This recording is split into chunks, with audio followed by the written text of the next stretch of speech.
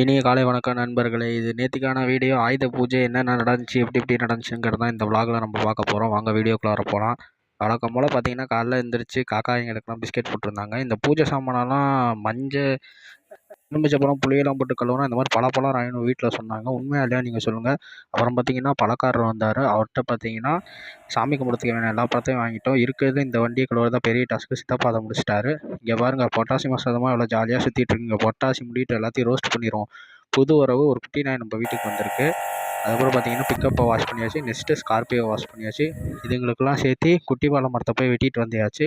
அடுத்து பார்த்தீங்கன்னா வீட்டில் இருக்கிற எல்லா வண்டியும் கழுவ ஆரம்பிச்சாச்சு. இங்கே பாருங்கள், கழுவுன இடம் பெரிய வண்டிலாம். நெக்ஸ்ட்டு பார்த்தீங்கன்னா நம்ம வண்டி தான். நம்ம சிங்கக்குட்டி தங்க குட்டியை கழுவு வந்தாச்சு. இங்கே பாருங்கள், ஃபுல்லாக வாஷு. இந்த ஒரு வருஷம் வாஷ் பண்ணுறது தான். நெக்ஸ்ட்டு டேரெக்டாக அடுத்த வருஷம் தான். இந்த மாதிரி சோப்பெல்லாம் போடவே மாட்டேன். சும்மாவே வாஷ் பண்ணவும் மாட்டேன்.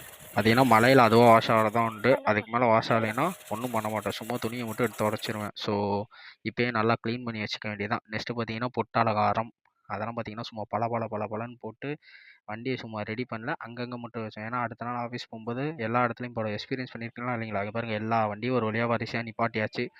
அடுத்து பார்த்தீங்கன்னா வானிலை கிளைமேட் சும்மா அழகாக பறவையெல்லாம் பறந்துட்டு சும்மா பயங்கரமாக இருந்துச்சு. நெக்ஸ்ட்டு பார்த்தீங்கன்னா வீட்டில் சாமி கும்பிட்டு அடுத்து காலை வேலை போய் கும்பிட வேண்டியதான்.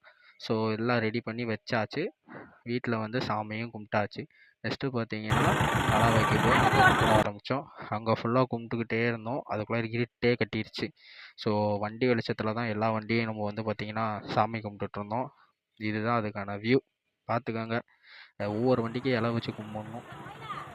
அப்புறம் பைக்குங்கிற எல்லாத்தையும் வரிசையாக நிப்பாட்டி அதையும் இது பண்ணி கும்பிட்டு முடிச்சாச்சு. ஸோ கும்பிட்டு முடிச்சோடனே எல்லா வண்டியும் எடுத்துகிட்டு அவங்கவுங்க வீட்டுக்கு கிளம்பிட்டோம். ஓகே, பாய்.